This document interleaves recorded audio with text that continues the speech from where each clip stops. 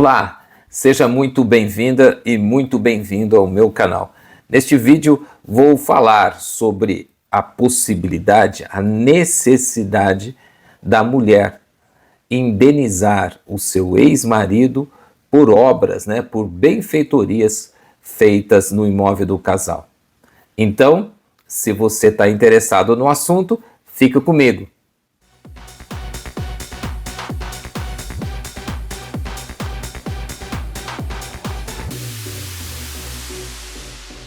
A pergunta me foi enviada por uma moça de nome Josélia. A Josélia diz assim: meu marido não trabalhava. Oh, que pena, hein, Josélia? Meu marido não trabalhava. Quem pagou a reforma da minha casa foi eu. Tenho que indenizá-lo? Josélia, ótima pergunta. E você nem é a primeira a fazer esse tipo de pergunta aqui no meu canal. Aliás, volta e meia alguém pergunta, mas pô, fui eu que trabalhei, só eu que trabalhava, eu que fiz a reforma, eu que gastei o dinheiro, eu que paguei a prestação, quem pagava a prestação do carro era eu.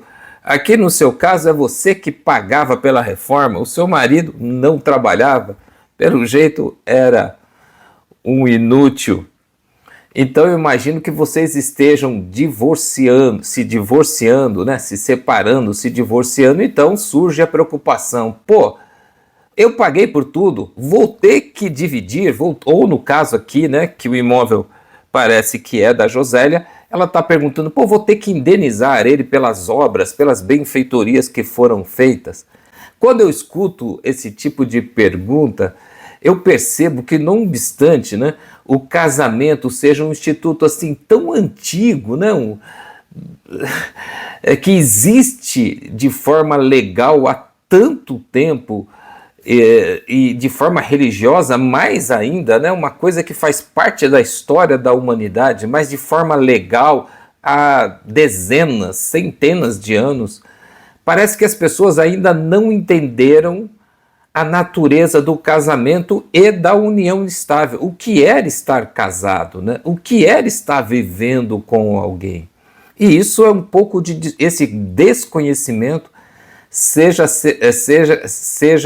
chega, melhor dizendo, desculpe, ser até um pouco assustador, porque você não deveria se casar, você não deveria se unir a uma outra pessoa antes de entender a natureza do casamento, antes de entender o que é o casamento, o que é viver em união estável com uma outra pessoa. Tem um artigo na lei que eu acho que ilustra bem o que é a natureza do casamento. É o artigo 1511 do Código Civil. Eu vou ler ele é pequeno para vocês rapidamente. O casamento estabelece comunhão plena de vida, com base na igualdade de direitos e deveres dos cônjuges. Olha que palavra bonita e com significado tão abrangente, O casamento estabelece comunhão plena de vida. Então, assim, Josélia, até voltar aqui para a pergunta da Josélia. Josélia, não interessa se foi você que pagou, não interessa, gente, se foi o marido que pagou, porque normalmente é o marido, que vem aqui. Bom, pelo menos antigamente. Hoje as mulheres não só trabalham, como às vezes ganham mais do que os seus maridos, Então, assim, não interessa quem pagou, não interessa quem estava trabalhando. O casamento cria essa comunhão de vida. Vocês dividem, não é só a cama, não. Vocês dividem, não é só a casa, o apartamento. Vocês dividem a vida. O objetivo é constituir uma família, tenha ou não tenha filhos. E isso implica em direitos e obrigações, como diz aqui a lei, Então, assim, o seu marido podia não estar trabalhando, mas ele te apoiou, ele estava lá, ele te ajudou. Se não naquele momento da reforma, antes ou depois. Então, no caso do homem, fala, pô, mas eu que trabalhava assim, mas a mulher cuidou dos seus filhos, ela ficou em casa, ela te recebeu, ela te apoiou. Isso é casamento. Isso é estar junto de outra pessoa. Ah, mas isso eu não quero. Então não case. Não vai viver com outra pessoa. Você não quer dividir o que é seu, você não quer ter responsabilidade sobre outra pessoa, você não quer ter que prestar contas, né? Não é mandar, gente. Quando você vive com alguém, você deve uma prestação de conta para essa. Onde você vai? O que você está fazendo? Que tipo de negócio? Você tem o quê? Uma comunhão plena de vida. Então, o casamento envolve essa coisa boa de dividir o bom e o ruim com uma outra pessoa, né? É aquela pessoa que está com você nos momentos alegres e que está com você naqueles momentos mais difíceis, né? Eu já tive, por exemplo, doente, e a minha mulher que cuidou de mim, que estava ali do meu lado, fazendo aquelas coisas que só a mulher da gente faz, né?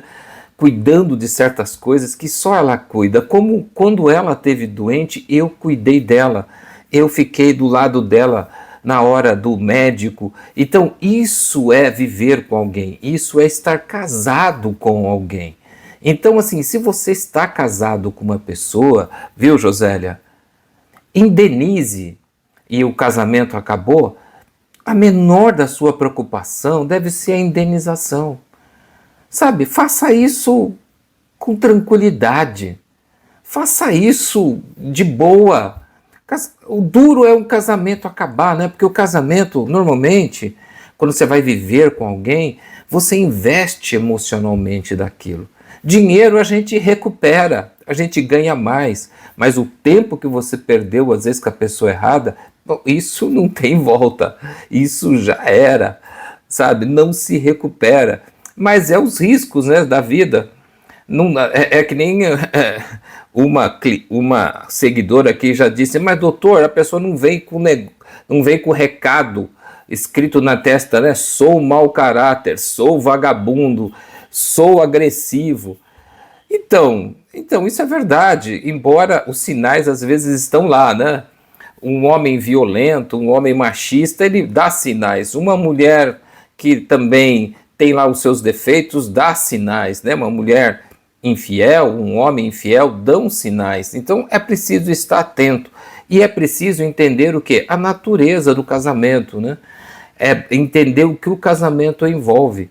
Então, assim, Josélia, sim, você vai ter que pagar indenização pelo seu marido, pelas benfeitorias e pelas obras que foram feitas na sua casa, né? Porque é o que você dá a entender, que a casa é sua, que foram feitas na sua casa enquanto você estava casada com esse rapaz ou vivendo em união estável. Você vai ter que indenizar, como muito homem tem que indenizar as mulheres e reclama porque diz eu que trabalhei, porque não entendem a natureza do casamento. Agora, gente, você fala assim, né? Ah, então não vou casar nunca. Eu não quero isso para minha vida. Tudo bem, é uma opção de vida.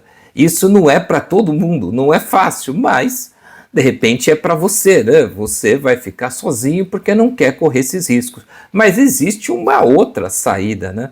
Que é adotar o regime da separação total de bens. Então, assim, você não precisa partilhar, você pode só partilhar a vida, né? Só aquele, como é que foi o seu dia, como é que você está, enfim, você está se sentindo bem, só compartilhar, assim, a vida pessoal, né? As coisas boas e as coisas ruins. Você, num casamento, numa união estável, você não é obrigado a partilhar ou a compartilhar os seus bens, os frutos do seu trabalho. A lei permite isso. Você pode viver com alguém, você pode casar com alguém sem nunca ter que dividir um único centavo com essa pessoa. Basta, para isso, que você tenha a coragem, na hora certa, né, na hora de casar, que você tenha a coragem de adotar o regime da separação total de bens. O melhor regime de bens que existe. O que é do homem, não interessa se o casamento tem 1 ano, 1 mês, 5 anos, 20 anos. E o que é da mulher, não interessa se o casamento tem 1 dia, 1 semana, 10 anos. O patrimônio não se mistura, só se mistura a vida pessoal. É o melhor regime de bens que existe e não prejudica o outro cônjuge. Porque, veja bem, o regime de bens, ele só é importante, viu, Josélia? Ele só é importante no divórcio. Só no divórcio é que, de repente, você descobre que o regime de bens é importante, em nenhum outro momento. Sabe, se aquilo que o padre, o pastor fala, né, que nada vos separe, que vocês fiquem juntos para a vida toda, o regime de bens nunca vai fazer nenhuma diferença. E não vai ter nenhum prejuízo para aquela pessoa que você ama. Se você é casado no regime da separação total de bens e você vem a falecer, não tem nenhum problema. O seu cônjuge sobrevivente é beneficiário do INSS, vai receber lá uma pensão se você eventualmente tem direito, participa do sistema. Ela não é por causa do regime da separação que ela vai deixar de receber, ela vai receber, ela é a sua herdeira, ela não é meeira dos seus bens, né? Ela não é dona da metade dos seus bens, mas ela é sua herdeira. Ela vai ficar com uma parte do seu patrimônio a fim de garantir a subsistência dela. Ou seja, o regime de bens, se vocês ficarem juntos a vida toda, o regime de bens da separação total não prejudica em nada. Porque, como eu disse, o regime de bens só é importante na hora do divórcio. Então, viu, Josélia, fica aqui a lição para você, né? Esse casamento, pelo jeito, já foi. Então, assim, não se lamente. Como eu disse, essa é a natureza do casamento. Não deu certo, mas você tentou. Você tentou ser feliz, né? Você não desistiu da felicidade. Então você foi e investiu nesse homem que não se mostrou, pelo que você diz aí, digno do seu amor, mas paciência, então você vai. Se ele insistir, ele não é obrigado, né? Ele tem direito, mas ele pode também falar, não quero nada que é seu. De repente ele é um homem orgulhoso, mas se ele não for, vai lá, pague. Esse é o de menos, dinheiro se recupera. Você perdeu tempo com ele, é uma pena, tome mais cuidado com a próxima escolha. E se você não quer correr o risco de, com o próximo, ter que dividir o seu patrimônio, é simples. Antes de se casar, antes de viver junto, procure um cartório e faça um pacto antinupcial e escolha o melhor regime de bens que existe, a separação total de bens. No mundo de hoje, não há que se discutir. Eu me lembro de um caso, uma história de uma senhora que me procurou. Vou encerrar aqui o vídeo contando rapidamente essa história. E é um caso real. Ela sentou comigo lá no meu gabinete na Defensoria Pública e já era uma senhora. E é muito parecida a história dela aqui com a Josélia, né? E eu comecei a explicar. Ela falou, doutor, eu quero me divorciar. Meu marido é um inútil, um bêbado, só bebe, vive doente, não ajuda em nada. Eu me mato de trabalhar, aquele vagabundo não faz nada, eu quero o divórcio, quero colocar ele para fora. Aí eu fui explicar para ela que não é bem assim. Fui explicar que ele tinha direito à metade da casa, eles tinham uma casa, ele tinha direito. Ele estava doente por causa da bebida, mas estava doente. Então ele tinha direito a uma pensão. E ela então ficou possessa, falou, o quê? Eu vou ter que dar metade da casa que eu construí, que eu paguei. E olha que eles eram casados há muito tempo. E eu vou ter que pagar pensão para esse inútil, porque ele não pode trabalhar, porque ele é doente? Ah, não, doutor. Se for assim, então ele fica lá em casa, ele já está morrendo mesmo, vou esperar ele morrer. E foi embora. E não fez o divórcio. Ela preferiu esperar o cara morrer. Eu não sei o que aconteceu, mas deve ter, eventualmente, um dos dois morrido, como é da vida, né? Então é isso. Eu espero que vocês, né, a Josélia e vocês tenham gostado desse vídeo. Quem está comigo, né, quem ouviu a história final, quem está comigo até agora, primeiro quero agradecer, né, pela gentileza de ficar pouco mais de 10 minutos aqui comigo. E se você ficou até agora, me faça uma gentileza, apoie o meu canal. E você pode apoiar o meu canal se inscrevendo, caso você ainda não seja inscrito, deixando o seu like nesse vídeo. As pessoas sempre esquecem de deixar o like. e o like acaba sendo importante, né? Não custa nada para vocês, mas é importante na divulgação do vídeo. O YouTube, ele vê o like ou dislike, tanto faz, se a pessoa não gostou, mas vê aquela manifestação como interesse no vídeo e mostram para outras pessoas. Então você acaba me ajudando.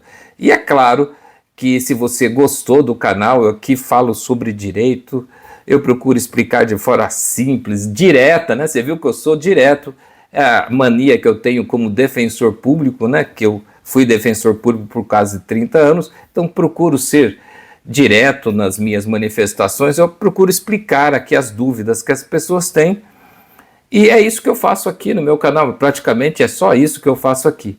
Então é isso, se você puder me apoiar, então compartilhar o vídeo, né? Aliás, eu acabei perdendo o raciocínio, então se você gostou, então compartilha os vídeos, fala do meu canal para amigos e familiares, tá bom? Obrigado mais uma vez por assistir e até o próximo vídeo.